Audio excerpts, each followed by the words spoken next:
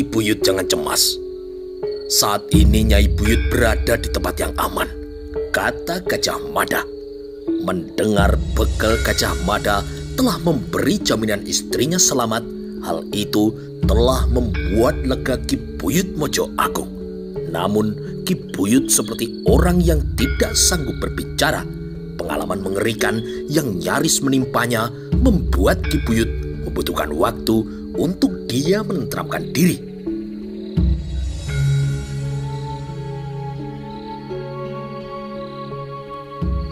Dalam waktu yang singkat, 4 orang Bayangkara yang mendapat tugas mengawal para Sekar Kedaton dan juga Ibunda Ratu Prajnaparamita untuk mengungsi ke Rimbi kini memberikan laporannya.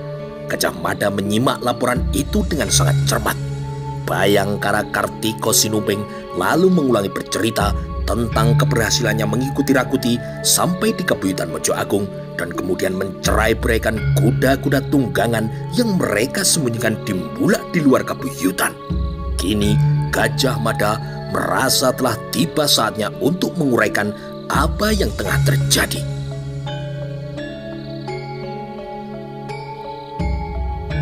Pertama, kita harus mengamankan Sri Baginda untuk berlindung di tempat yang tidak terjamah.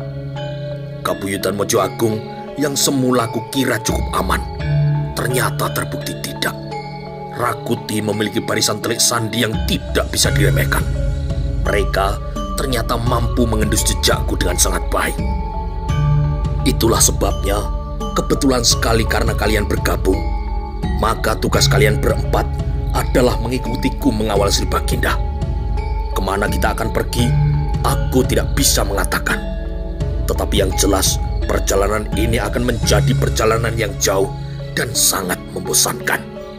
4 orang Bayangkara itu, yaitu Lembu Bulung, Panjang Sumprit, Kartiko Sinumping, dan Joyoboyo menyimak dengan baik semua yang dipaparkan oleh bekal Gajah Mada.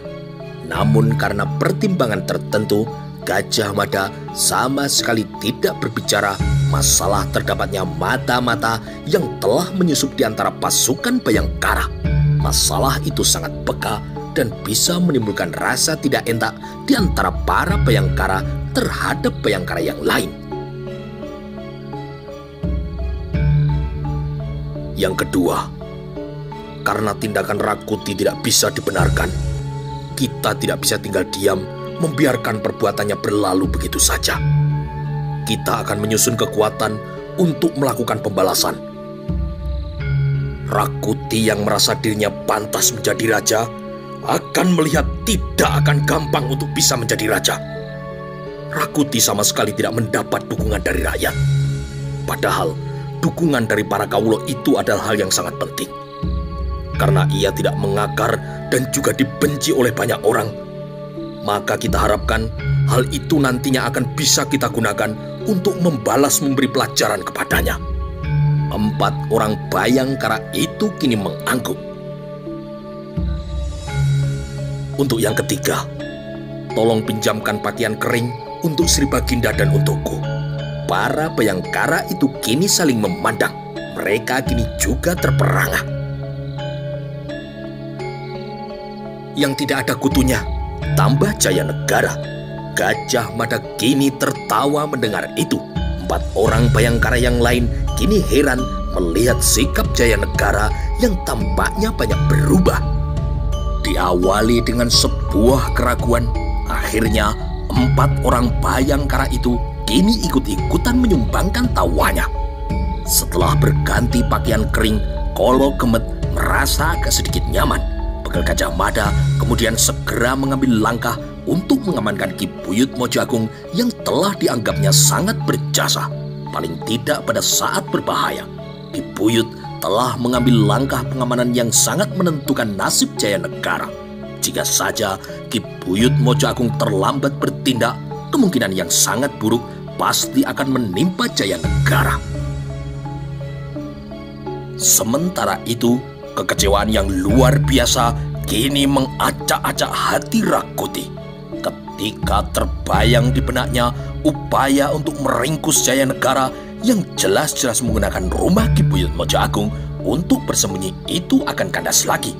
Rakuti harus melihat kenyataan betapa liciknya pasukan Bhayangkara. Mereka ulet melebihi tali jangit dan licin melebihi belut. Setelah bergerak sekian lama, pasukan yang dipimpin oleh Rakuti itu kini kehilangan jejak. Jejak yang ditemukan melintas dari ladang jagung itu kini telah lenyap entah kemana. Prajurit yang memiliki kemampuan khusus melacak jejak itu kini terlihat bingung dan kecewa. "Bagaimana?" tanya Rakuti kepadanya. Prajurit itu kini menoleh. "Jejak itu telah lenyap, tuanku." Rakuti kini menggerataki wajah prajurit itu dengan pandangan mata yang amat tidak senang. "Lenyap bagaimana?" tanya Rakuti. Prajurit yang berkemampuan khusus dalam melacak jejak itu kemudian memperhatikan sebuah sungai yang memanjang di depannya. Agaknya buronan mereka menyadari jejak-jejaknya sedang diikuti. Sungai kecil yang membentang itu kemudian dimanfaatkannya dengan sangat baik untuk menghapus jejaknya. Mereka menggunakan sungai itu untuk melenyapkan jejak. Mereka bisa ke hilir dan bisa pula mereka menuju ke arah hulu.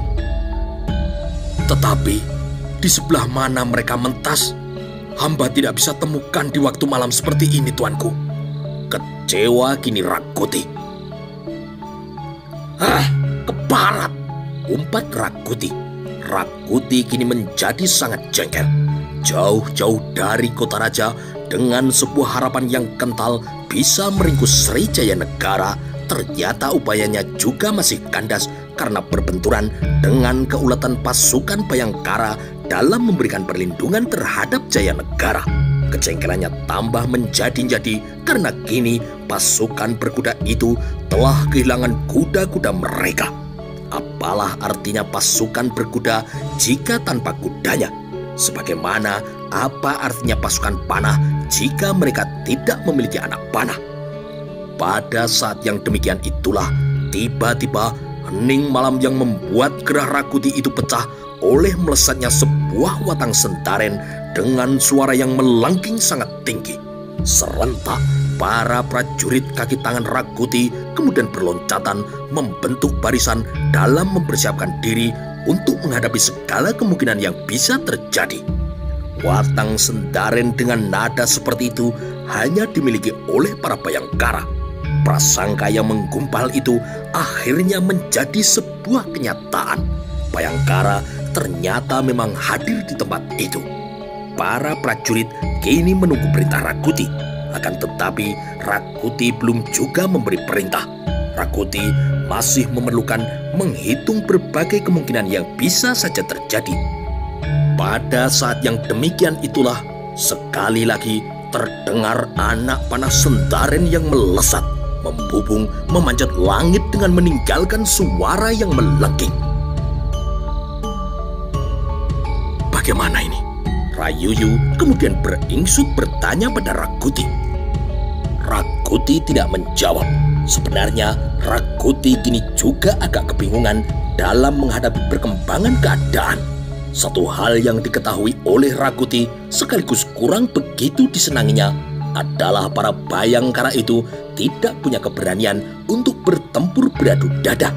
Mereka selalu bersembunyi di balik bayang-bayang pohon dan memanfaatkan kelengahan musuh melalui hunjaman serangan yang mematikan. Bagi Rakuti, ia lebih senang beradu dada dengan musuh yang nyata daripada berhadapan dengan para Bhayangkara yang berperilaku seperti demit. Ada kalanya ia muncul dalam wujud yang nyata, tetapi tidak jarang pula hanya muncul dalam wujud bayangan. Cara bertempur seperti itu menurut Rakuti merupakan gambaran sikap dari seorang pengecut, tidak jantan dan juga menjengkelkan. Hening malam kini begitu senyap. Hanya riuh binatang malam serta sesekali suara anjing yang melolong di kejauhan serta ditingkah dengan suara binatang pengerat lainnya. Semua kini seperti tidak peduli dengan apa yang telah terjadi. bagi malam dan segala macam isinya, persoalan yang dihadapi oleh Rakuti bukanlah persoalan mereka.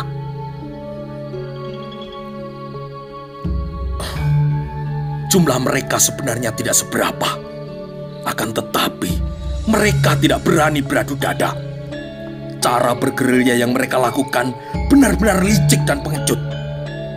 Seharusnya, untuk menjaga nama besar pasukan Bhayangkara, mereka harus berani muncul dalam menghadapi kita beradu dada. Rai Yuyu membenarkan apa yang diucapkan oleh Rakuti. Cara berperang yang dianut oleh pasukan Bhayangkara itu benar-benar membuat mereka jengkel. Menyergap dari kegelapan di saat musuh tengah lengah sungguh perbuatan yang mengejut dan juga membuat perut mereka mual. Pada saat yang demikian itulah sekali lagi terdengar suara siulan panjang. Suara yang demikian berasal dari lidah yang ditekuk dan udara yang dihembuskan dengan kuat, dan hasilnya kini terdengar amat nyaring. Rakuti dan para pengiringnya kini berdebar-debar sebab suara itu berasal dari jarak yang sangat dekat. Rakuti mengangkat tangan ke atas sambil ia mengepal. Anak buahnya kini berada dalam kesiagaan tertinggi. Sejenak mereka menunggu, tetapi masih belum terjadi apapun juga.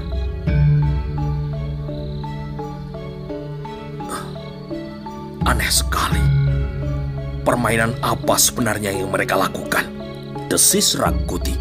Setelah menunggu beberapa jenak, Rakuti mengayunkan tangan memberi isyarat untuk kembali melangkah.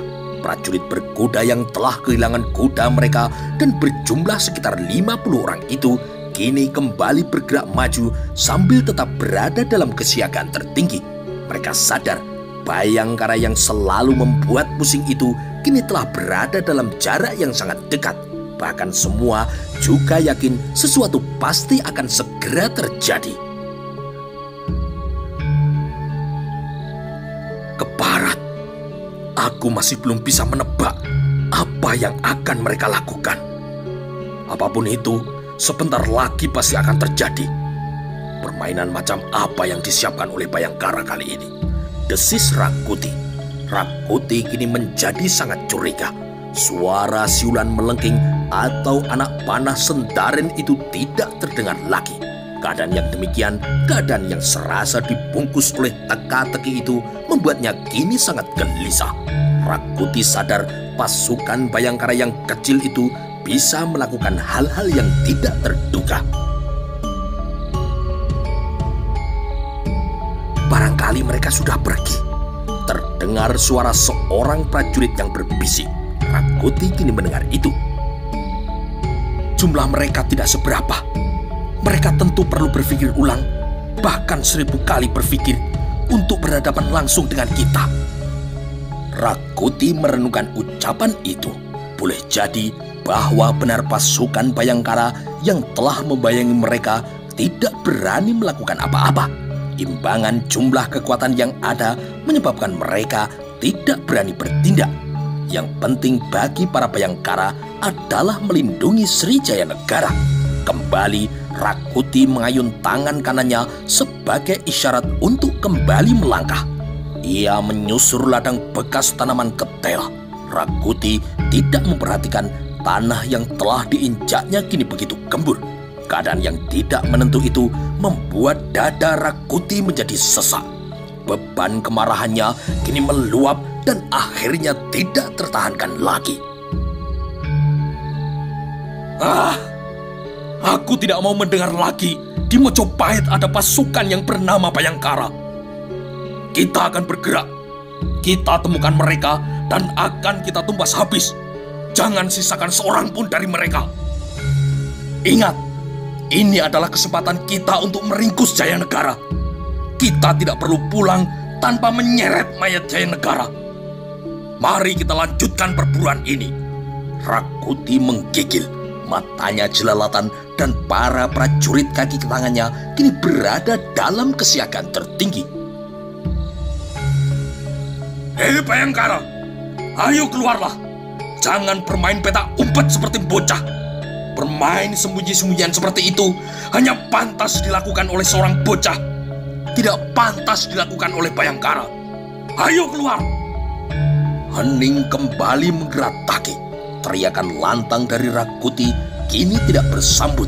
Tidak ada suara yang membalas. Rakuti kini benar-benar menjadi sangat jengkel. Bergerak! Perintah Rakuti sekali lagi sambil ia mengangkat tangan kanannya.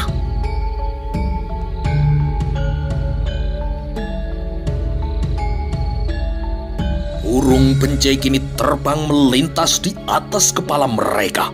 Ia menyumbang suaranya dalam membelah malam itu. Dari kejauhan terdengar pula lolongan anjing yang bersaut-sautan. Anjing yang berperilaku seperti itu tentu ia melihat orang. Apakah orang yang menyebabkan anjing itu menggonggong adalah Gajah Mada dan Jayanegara? Andai saja Rakuti mau mempercayai prasangkanya, sebenarnya lah anjing-anjing itu menggonggong karena ia melihat rombongan orang. Di dalam rombongan itu terdapat pula Gajah Mada dan Jayanegara. Pada saat yang demikian itulah, tidak disadari oleh siapapun, Rakuti juga sama sekali tidak menduga tanah yang mereka injak kini merekah. Ada jari-jari yang menyembul, bahkan lengan yang menggeliat, dan pedang yang siap mengancam mereka. Dengan sangat tiba-tiba, sebuah anak panah Sentaren kini membubung memanjat langit. Asal anak panah itu beberapa jengkal dari arah depan. Isyarat itu adalah sebuah perintah bagi para Bayangkara untuk mereka bergerak. Maka tanah gembur yang diinjak-injak oleh pasukan Rakuti itu tiba-tiba bergerak menyibak. Rakuti dan Rayuyu terlambat menyadari keadaan. Mendadak, sebuah kegaduhan yang sulit ia mengerti telah terjadi. Pasukan Bayangkara memang seperti demit. Begitu muncul dari tanah gembur, mereka langsung memberikan serangan yang mematikan. Dan sungguh malang nasib mereka yang sama sekali tidak siap menerima serangan dadakan itu. Ayunan pedang yang sangat tajam kini membelah tubuh mereka. Maka terjadilah kini pertempuran yang susah dipahami. Serangan yang muncul dari tengah-tengah mereka menyebabkan siapapun mengalami kesulitan untuk membedakan lawan dan juga kawan mereka. Korban kini banyak berjatuhan. Para Bayangkara yang lebih siap memanfaatkan keadaan itu dengan sebaik-baiknya. Ada apa ini? Teriak Rakuti kebingungan. Rakuti ternyata masih belum juga menyadari apa yang telah terjadi. Rakuti kebingungan memikirkan dari mana datangnya serangan itu. Rakuti tetap tidak habis mengerti mengapa serangan itu bisa berasal dari tengah-tengah pasukan mereka. Tiba-tiba seseorang terlihat berlari menuju ke arah Rakuti dengan mengayunkan sebuah serangan. Rayuyu dengan sigap melenting untuk mengadangnya. Benturan pedang kini menimbulkan percikan api. Tapi sekali lagi orang itu menggeliat menjulurkan serangan menuju ke arah Rakuti. Rakuti meloncat menghindar. Rakuti segera kemudian mencabut senjatanya dan mempersiapkan diri untuk menghadapi segala kemungkinan. Kau bodoh sekali, Rakuti. Tiba-tiba terdengar bisik yang tertahan. Bodoh, mengapa kau tidak berhasil menyelesaikan persoalan? Jayanegara telah lolos. Rakuti kini tersentak, tetapi dengan mematikan orang yang menyerang itu, tangan kanannya yang memegang pedang kini mengayun menebas pinggang kanannya. Rakuti meloncat mundur. Orang itu kembali menyusulnya dengan sebuah serangan. Jayanegara bersembunyi di Kabuyutan Mojo Agung. Kesempatan itu seharusnya bisa kau manfaatkan dengan sangat baik. Kini ia lolos lagi dan aku mengalami kesulitan untuk menemukan arah mana yang akan dituju oleh Gajah Mada. Rakuti kini masih terbungkam, tetapi ia tidak mau serangan itu benar-benar melukai tubuhnya. Itulah sebabnya Rakuti kemudian membalas memberikan serangan.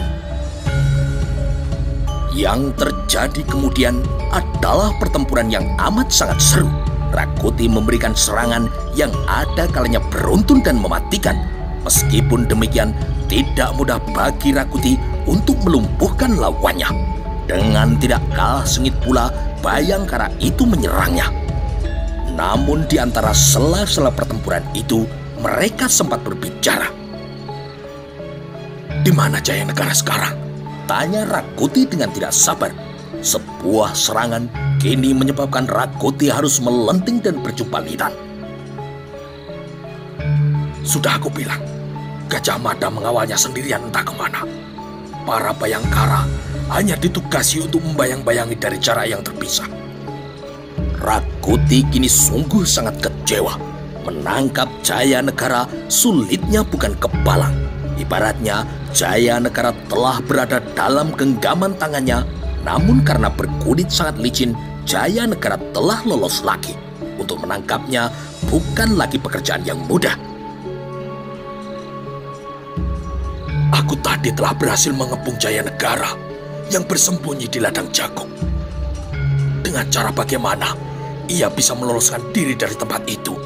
desak Rakuti sekali lagi. "Kau bodoh sekali, Rakuti. Kau telah menginjak-injak tubuhnya yang terbenam dalam tanah yang berlumpur," jawab Bayangkara telik sandi itu. Kembali, kini pertarungan berlangsung dengan amat sengitnya. Bayangkara itu memberikan serangan yang beruntun, tetapi Rakuti mampu melayaninya dengan sangat baik. Tidak jauh dari tempat itu, Rayuyu dan beberapa orang prajurit menjaga pertempuran itu dengan sangat ketat. "Bangsat! Ke barat! Gajah Mada memang belut!" desis Rakuti yang akhirnya menyadari kebodohannya sendiri. Licin selicin belut itu yang menyebabkan Rakuti gagal dan gagal lagi dalam menangkap Jaya Negara. Bayangkara, terutama Gajah Mada, selalu tidak kekeringan akal untuk mengatasi keadaan sesulit apapun, termasuk dengan membenamkan diri ke dalam lumpur. Hal yang tidak pernah dibayangkan sebelumnya oleh Rakuti.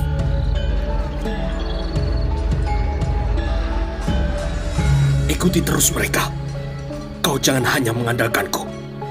Kalau kau merasa mungkin, bunuh saja. Kalau kau mampu melakukannya, percayalah, aku tidak akan pernah melupakan apa yang telah kau lakukan itu," kata Rakuti sambil ia terus bertempur. Prajurit Bayangkara yang sebenarnya adalah telik sandi dari Rakuti itu kemudian melenting menjauh. Dengan cara yang tidak mencolok, ia telah berkesempatan untuk berbicara dengan Rakuti. Bayangkara itu mengambil jarak dan kemudian berbaur dengan pertempuran yang berlangsung masih riuh. Rayuyu dan sekitar 5 orang prajurit mengawal Rakuti kini menjaganya sangat ketat. Mereka menjaga segala macam kemungkinan yang bisa menimpanya. Namun, apa sebenarnya yang terjadi dalam pertempuran yang sangat riuh dan berdarah itu? Para prajurit kaki tangan Rakuti terlambat menyadari keadaan. Dengan perhitungan yang akurat, para Bayangkara yang semula bersembunyi di dalam tanah telah melakukan serangan dadakan. Serangan itu menyebabkan para prajurit kaki tangan Rakuti terkejut dan kemudian kacau balau. Serangan yang muncul dari tengah-tengah mereka sendiri menyebabkan mereka mengalami kesulitan untuk mengenali kawan dan lawan. Para prajurit kaki tangan Rakuti bertempur kini sejadi-jadinya. Serangan dadakan itu menyebabkan siapapun mencurigai orang yang berada di dekatnya. Satu demi satu korban kini berjatuhan seiring dengan bentuk perang itu sendiri yang telah berubah karena akhirnya para prajurit itu berkelahi sendiri di antara mereka. Mendung yang tiba-tiba melintas ikut membutakan mata siapapun. Sementara itu, para Bayangkara sendiri telah pergi entah kemana. Setelah memperhatikan perkelahian aneh itu, Rakuti merasa menemukan sesuatu yang janggal. Sekejap kemudian, Rakuti gemetar seperti buyutan. "Berhenti! Hentikan pertempuran ini! Hentikan!" teriak Rakuti. Teriakan Rakuti itu cukup berpengaruh serta mampu menghentikan perang yang terjadi dengan sangat kisruh itu. Akan tetapi, prajurit kaki tangannya kini telah berada dalam kesiagaan tertinggi. Mereka masih menggenggam pedang mereka dengan sangat erat. Dari beberapa tempat masih terdengar suara mengumpat kasar yang diucapkan oleh mereka yang terluka parah, bahkan mereka yang berada dalam keadaan sekarat.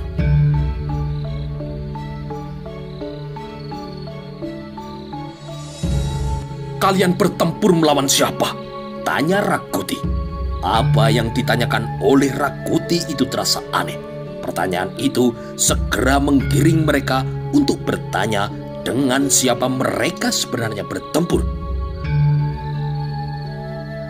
"Kalian telah bertempur dengan teman kalian sendiri. Bayangkara itu telah berhasil memancing kalian untuk saling bunuh dan tidak mengenali teman kalian. Sekarang mana Bayangkara itu? Mana mereka?" Semua dada yang hadir di tempat itu berdesir. Penjelasan dari Rakuti itu ternyata sangat mengejutkan. Seseorang dari mereka kini bergegas menyalakan obor dan membawa obor itu dari satu sudut ke sudut yang lain. Semua kini terhanyak, manakala ia melihat kenyataan bahwa para Bayangkara yang sebelumnya melakukan serangan dadakan itu telah lenyap entah kemana. "Ini benar-benar gila. Hanya orang gila yang bisa melakukan ini. Dan hanya orang-orang yang bodoh yang bisa diperlakukan seperti ini. Goblok kalian semua!" Betapa getir hati Rakuti dan para kaki tangannya kini. Akan tetapi itulah yang harus mereka rasakan. Mereka ternyata telah terjebak ke dalam permainan yang tidak pernah mereka bayangkan sebelumnya.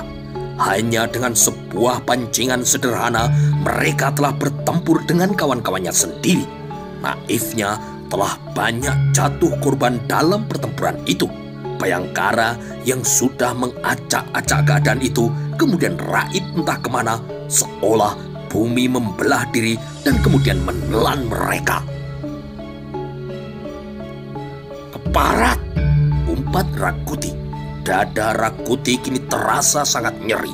Justru karena itu kini Rakuti terdiam, tidak bisa berbicara lagi.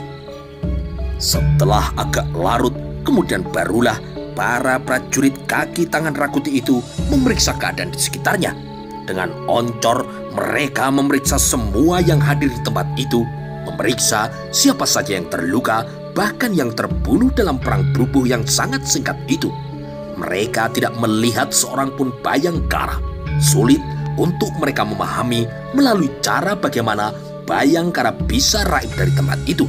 Yang jelas, jejak-jejak yang mereka tinggalkan benar-benar sangat menyakitkan. Mereka menjadi saling bantai di antara mereka sendiri. Barangkali saat itulah pasukan Bayangkara tengah melenggang entah kemana atau tertawa terbahak-bahak menertawakan kebodohan mereka. "Diamput!" umpat Rakuti dengan amat kasar. Namun sekasar apapun Rakuti mengumbar segala macam serapah, tidak akan bisa membalik keadaan. Apa yang telah terjadi tidak mungkin diulang kembali. Rakuti yang sangat sulit menerima kenyataan nyaris dibuat gila karenanya. Kepalanya kini berdenyut-denyut seperti akan retak. "Hitung berapa yang mati dan berapa yang terluka," perintah Rakuti setelah ia berusaha dengan sekuat tenaga untuk menguasai dirinya. Kekecewaan itu kian menjadi saat Rakuti memperoleh laporan jumlah korban yang mati nyaris seperempat. 10 diantaranya terluka amat parah. Dengan demikian, kekuatan pasukan yang dibawanya kini hanya tinggal separuh saja. Lebih getir lagi saat Rakuti teringat mereka telah kehilangan kuda tunggangan mereka, padahal jarak yang membentang antara Kabuyutan Mojo Agung ke Kota Raja tidak bisa dikatakan dekat. Jarak sedemikian jauh itu terpaksa harus ditempuh dengan berjalan kaki.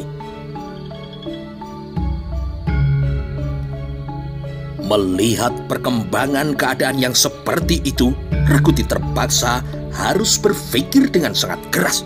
Kenyataan pahit yang akhirnya harus ditelan oleh Rakuti di dalam gelap malam dan jauh dari kota raja seperti itu, bukan para Bayangkara yang mereka buru, tetapi merekalah yang kini diburu oleh para Bayangkara. jumlah yang jauh lebih banyak ternyata tidak bisa berarti apa-apa.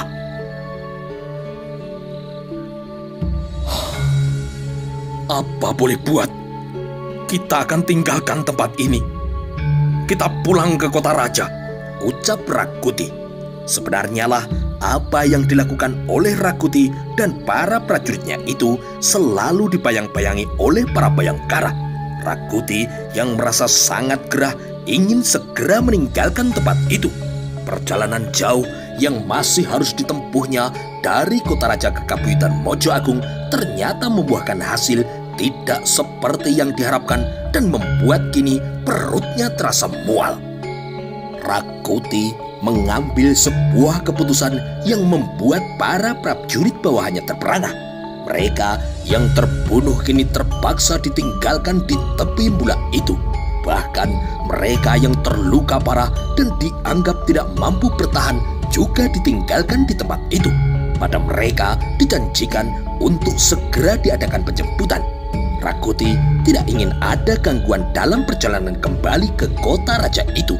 Tetapi beberapa prajurit yang lain mempersoalkan hal itu.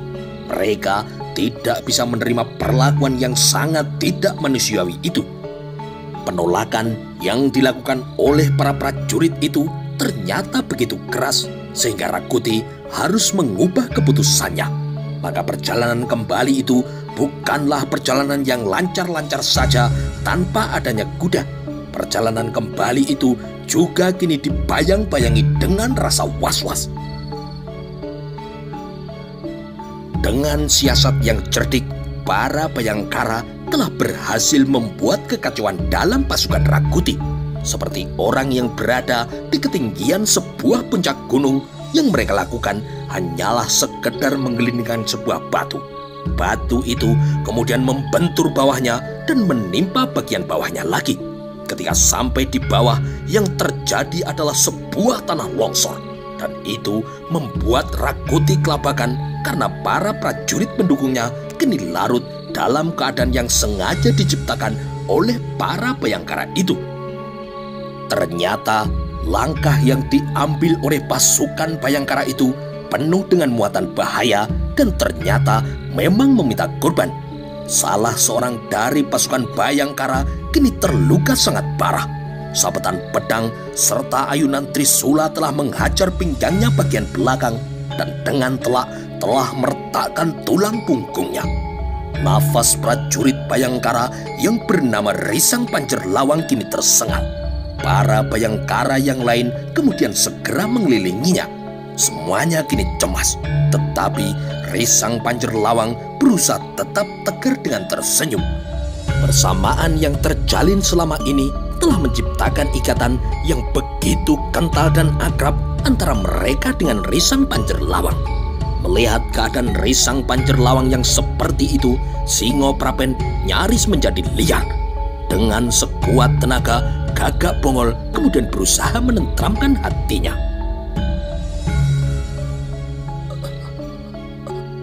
"Maafkan semua dosaku," berkata Risang Pancerlawang dengan tersendat. Nafasnya kini juga makin tersendat. "Kau tidak akan mati, Risang." Singoprapen mengguncang-guncang lengan Risang Pancerlawang. "Kau tidak akan mati." Tetapi darah yang mengalir dari tubuh Risang Pancerlawang kini makin banyak. Dalam siraman cahaya obor yang mereka nyalakan, terlihat tubuh bayangkara itu semakin pucat. Dari keadaan tubuhnya, bisa diyakini Risang Pancerlawang akan segera meninggalkan mereka. Hidupnya tidak akan bisa diselamatkan lagi.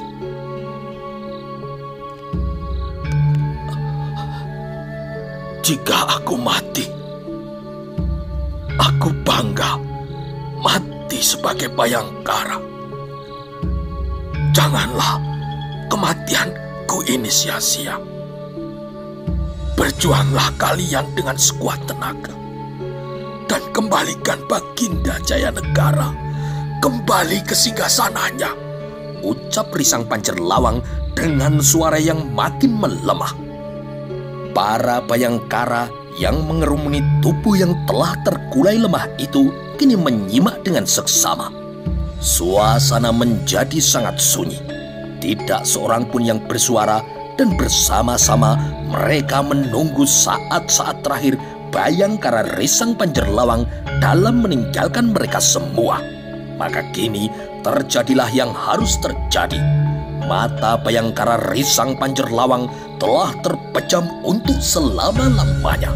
Semuanya terhenyak meski para Bayangkara telah dibekali oleh sebuah kemungkinan mati bisa mengintai di medan pertempuran, tetapi ketika kematian itu menimpa salah seorang dari mereka, rasa pedih itu tetap menyeruak mengacak-acak sanubari.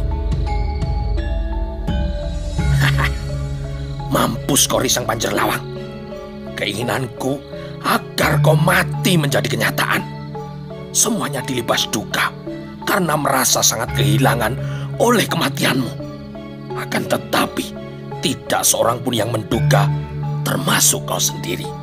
Akulah yang telah membenamkan tombak dan mengayunkan pedang itu.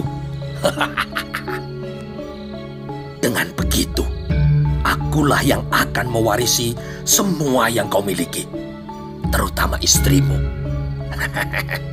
Istrimu telah dengan diam-diam membuatku tergila-gila. Suara yang bergema hanya dalam hati itu adalah suara telik sandi kaki tangan Rakuti. Sebagaimana yang lain, Bayangkara telik sandi itu juga ikut meneguk wajahnya, bahkan yang paling dalam. Kematian Risang Panjerlawang memang sangat menyengat. Duka mendalam kini telah membuahkan kemarahan. Singoprapen yang amat kehilangan orang yang telah dianggapnya sebagai saudara itu kini mulai kehilangan kendali. Matanya liar kemerahan. Bahkan kini suaranya menjadi lantang saat ia berteriak sambil mencabut senjatanya. "Keparat kau Rakuti! Akan aku bunuh kau!"